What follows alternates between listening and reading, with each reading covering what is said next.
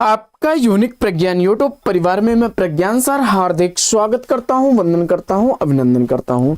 प्यारे साथियों, पाठचर्या होने वाली है काफी महत्वपूर्ण, क्योंकि आज की इस पाठचर्या में हम लोग अध्ययन करने वाले हैं गोस्वामी तुलसीदास के संदर्भ में। और साथियों, जैसा कि आप जानते हैं कि प्रत्येक एग्जाम में अक्सर तुलसीदास जी से संबंधित कोई ना कोई प्रश्न आपसे पूछा जाता है।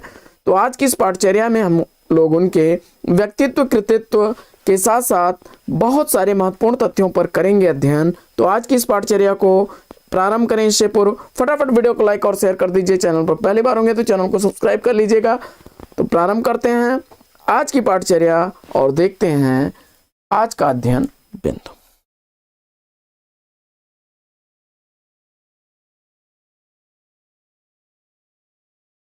गोस्वामी तुलसीदास। गोस्वामी तुलसीदास के जन्म स्थान की अगर बात की जाए तो इसमें विद्वानों में मतभेद है। कुछ विद्वान राजापुर बांदा मानते हैं तो कुछ सोरो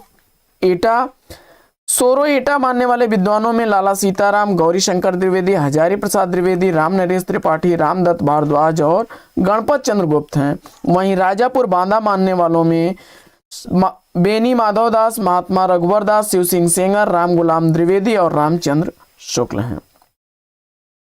जन्म काल के संदर्भ में संमत 1554 ईस्वी बेनी माधव दास और रघुवर दास मानते हैं। वहीं संमत 1583 ईस्वी शिव सिंह सेंगर ने माना है। तो संमत 1589 ईस्वी पंडित राम गुलाम द्विवेदी और ग्रियर्सन महोदय ने तथा 1589 ईस्वी को अंतःसाच के आधार पर भी माना जाता है। सामान्यतः तुलसीदास का जन्म 1532 ईस्वी यानी विक्रमी संवत 1589 और मृत्यु संवत 1680 ईस्वी यानी 1623 ईस्वी माना जाता है। तुलसीदास की मृत्यु के संबंध में एक दोहा प्रचलित है। दोहा कुछ इस प्रकार है कि संवत 1680 गंग के तीर, श्रावण शुक्ला सप्तमी तुलसी तजो शरीर। शुक्ल जी ने टोंडर के वंशजों के प्रमाण के आधार पर इस दोहे की दूसरी पंक्ति को इस प्रकार सही माना है कि श्रावण कृष्णा तीज शनि तुलसी तजो शरीर। तो तुलसीदास जी के माता का नाम हुलसी, पिता का नाम आत्मा राम दुबे था। इस पर भी एक प्रचलित दोहा है कि पिता आत्मा राम द्विवेदी, हुलसी जिनकी माता थी। राजापुर के कवि थे तुलसी, मन में राम की भक्ति थी और पत्नी इनकी रत्नावली थी। इनके दीक्षा गुरु नरहरियानंद थे और शिक्षा गुरु शेष सनातन थे। आचार्य रामचंद्र शुक्ल ने नरहरिदास व नरहरियानंद को तुलसी का गुरु नहीं माना है। तुलसी की पत्नी रत्नावली द्वारा तुलसी को अत्यधिक आसक्ति के कारण धिक्कारे जाने के वृतांत का उल्लेख प्रियादास के भक्तमाल की टीका, तुलसी चरित रघुवर दास व गोसाई चरित बेनी माधव दास में मिलता है। रहीम मान सिंह नाभाजी टोंडर और मधुसूदन सरस्वती आदि तुलसी के मित्र स्नेही कहे जाते हैं। रहीम की इनसे समय समय पर दोहों में लिखा पढ़ी हुआ करती थी। शुक्ल जी तुलसीदास को रामानंद की वैरागी परंपरा में नहीं मानते। वे उन्हें स्मार्त वैष्णव कहते हुए नजर आते हैं। आस्तिक और पंचदेवोपासक को स्मार्त कहा जाता है। तुलसीदास पर विशिष्टाद्वैतवाद और स्त्री संप्रदाय का प्रभाव है। तुलसी को हिंदी का जातीय कवि कहा जाता है। तुलसीदास की कुल 12 प्रमाणिक ग्रंथ हैं, जिसमें 5 बड़े और 7 छोटे हैं। और इन रचनाओं को देख लेते हैं। वैराग संदीपनी ब्रज भाषा में लिखी गई रचना है और 62 छंद हैं, मुक्तक रूप है। राम आज्ञा प्रश्न अवधी भाषा में लिखा गया है, 343 दोहे हैं, मुक्तक छंद लिखा में है और मुक्तक काव्य है। रामलला नछू ठेठ अवधी भाषा में लिखा गया है, 20 छंद हैं सोहर के। जानकी मंगल अवधी भाषा में लिखा गया है, सोहर के 216 छंद हैं, प्रबंध काव्य है यह। और रामचरितमानस अवधी भाषा में लिखा गया, दोहा चौपाई का कड़वक बद्ध शैली 1074 हैं, जिसका रचना काल 1631 ईस्वी है। पार्वती मंगल विक्रमी संवत 1643 ईस्वी अवधी भाषा में लिखा गया। मंगल व हरगीत का छंद में लिखा गया है, 164 छंद हैं। कृष्ण गीतावली ब्रज भाषा में लिखा गया है, 61 पद हैं इसमें। और गीतावली ब्रज भाषा में लिखा गया है, पदों की संख्या 328 है। विनय पत्रिका ब्रज भाषा में लिखा गया है, पदों की संख्या 279 है। वहीं दोहावली ब्रज भाषा में लिखा गया है, 273 पद हैं। और क्षमा करें, 573 दोहे हैं, 22 सोरठे हैं। बरवय रामायण अवधी भाषा में लिखा गया है, 69 बरवय छंद हैं। मुक्तक काव्य विधा रचना है। और कवितावली ब्रज भाषा में लिखा गया साहित्य, हनुमान बाहुक और कवितावली। कवित और छप्पा हैं, 325 छंद हैं। मुक्तक काव्य विधा की रचना है। आइए बढ़ते हैं आगे और चर्चा कर लेते हैं अन्य तथ्यों पर। तुलसीदास की पहली रचना वैराग संदीपनी और आखिरी रचना कवितावली को माना जाता है। हालांकि कुछ विद्वान रामलला नाछू को इनकी पहली रचना मानते हैं। कुछ विद्वान हनुमान बाहुक को कवितावली से अलग रचना मानते हैं। इसी आधार पर तुलसी की अंतिम रचना हनुमान बाहुक मानी जाती है। हनुमान बाहुक की रचना तुलसी ने बाहु रोग से मुक्त के लिए की थी। कवितावली के काव्य रूप के संबंध में विवाद रहा है। कुछ विद्वान इस प्रबंध व कुछ मुक्तक मानते हैं। ऐसा ही विवाद राम गीतावली के संबंध में भी है। रामलला नाछू, जानकी मंगल, पार्वती मंगल तीनों मंगल ग्रंथ हैं। ये रचनाएं मांगलिक अवसर पर गाए जाने के लिए लिखी गई हैं। वैराग संदीपनी, रामलला नाछू, जानकी मंगल, पार्वती मंगल और बरवय रामायण, इन लघु कृतियों को पंचरत्न भी कहा जाता है। अंग्रेजी भाषा वैज्ञानिक बिम्स ने तुलसी की भाषा को पुरानी वैश्वाणी नाम दिया है। काफी इंपॉर्टेंट तथ्य है। तुलसी की भाषा को पुरानी वैश्वाणी नाम देने वाले कौन हैं? तो बिम्स महोदय हैं। आगे बढ़ते हैं और रामचरितमानस पर कर लेते हैं चर्चा। तो रामचरितमानस का रचना काल संवत 1631 यानी 1574 ईस्वी चैत्र शुक्ल रामनवमी मंगलवार को आरंभ की गई थी। इस कविता के संदर्भ में एक पंक्ति है कि संवत 1631 करहूं कथा हरि पद धर शीशा। रामचरितमानस की अधिकांश रचना अयोध्या में हुई थी। कुछ अंश विशेषतः किष्किंधा कांड काशी में रचा गया था और इसको पूरा होने में 2 वर्ष 7 माह 26 दिन लगे थे। मानस में 7 कांड हैं, बाल कांड, अयोध्या कांड, अरण्य कांड, किष्किंधा कांड, सुंदर कांड, लंका कांड और उत्तर कांड।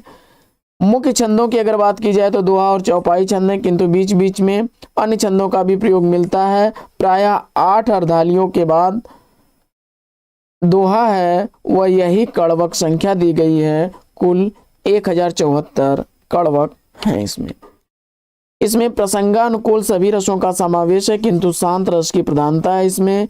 अयोध्या कांड को रामचरितमानस का हृदय स्थल भी कहा जाता है।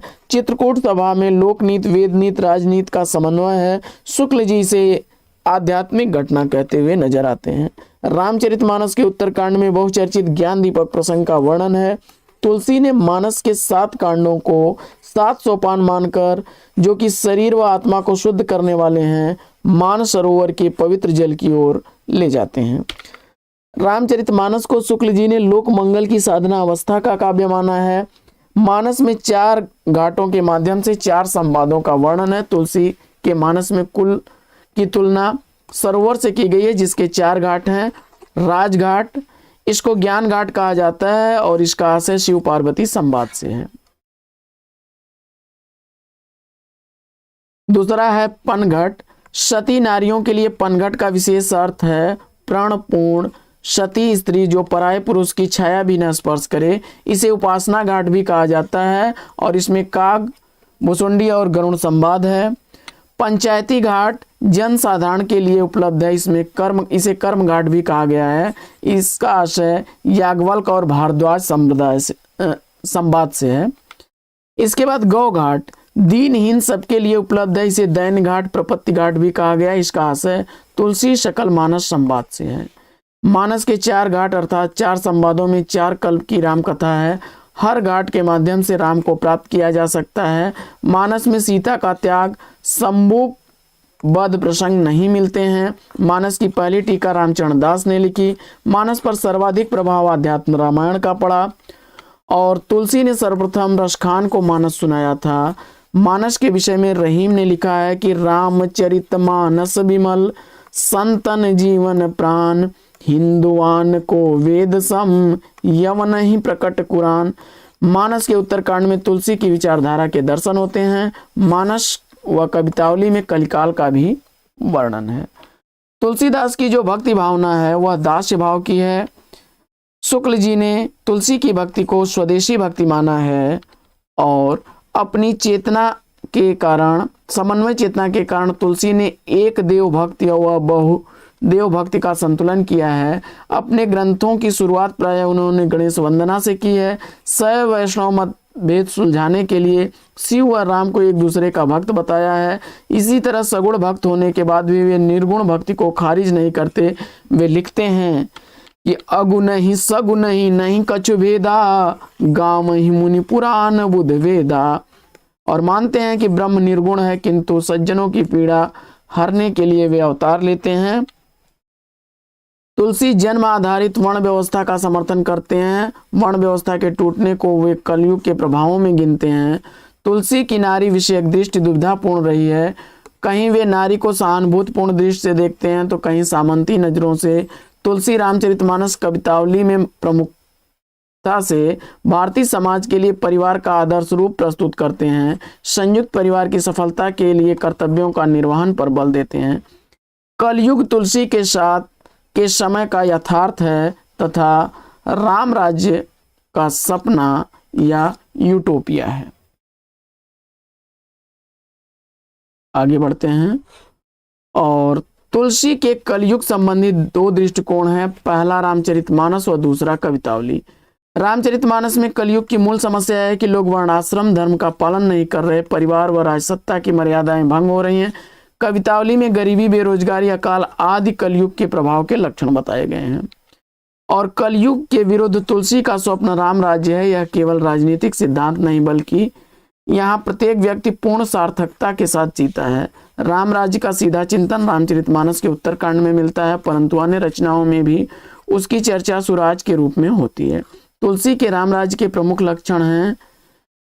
यह सार्वदेशिक धारणा है जिसमें भुखमरी का अंत हो, चारों ओर समृद्धि, उत्तम स्वास्थ्य, त्रिताप यानी दैहिक, दैविक और भौतिक से मुक्ति, सभी सदाचारी और धर्म प्राण, वर्णाश्रम का पालन करने वाले पुरुष नारी के लिए समान गृहस्थिक नियम और राजा प्रजा के आदर्श संबंध, सभी लोग उदार व परोपकारी आदि की अवधारणा है उनकी।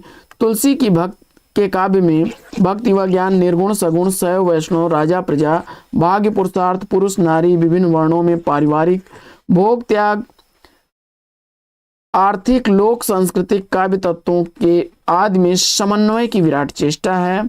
तुलसीदास के संदर्भ में विद्वानों के कथन देख लेते हैं।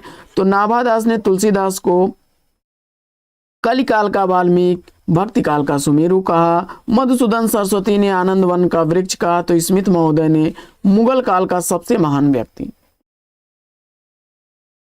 ग्रियर्सन महोदय ने बुद्धदेव के बाद सबसे बड़ा लोकनायक कहा है। तो रामचंद्र शुक्ल लिखते हैं कि इनकी वाणी की पहुंच मनुष्य के सारे व्यवहारों तक है। तो तुलसीदास जी उत्तरी भारत की समग्र जनता के हृदय मंदिर में पूर्ण प्रेम प्रतिष्ठा के साथ विराजमान रहे हैं। आगे हिंदी काव्य की सब प्रकार की रचना शैली के ऊपर गोस्वामी तुलसीदास ने अपना ऊंचा स्थान प्रतिष्ठित किया। यह उच्चता किसी को प्राप्त नहीं है। हजारी प्रसाद द्विवेदी जी लिखते हैं कि भारतवर्ष का लोकनायक वही हो सकता है जो समन्वय करने का अपार धैर्य लेकर आया हो। तो दूसरा कथन है हजारी प्रसाद द्विवेदी का कि तुलसी का सारा काव्य समन्वय की विराट चेष्टा है। तो तीसरा कथन है कि मानव प्रकृति का ज्ञान तुलसी से अधिक उस युग में किसी का नहीं था और रामविलास शर्मा ने उन्हें जातीय कवि कहा है।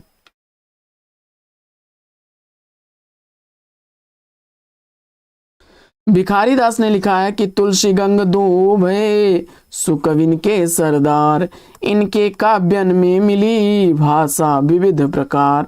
तो अयोध्या सिंह उपाध्याय हरिऔध लिखते हैं कि कविता करके तुलसी न लसे, कविता लसी पा तुलसी की कला।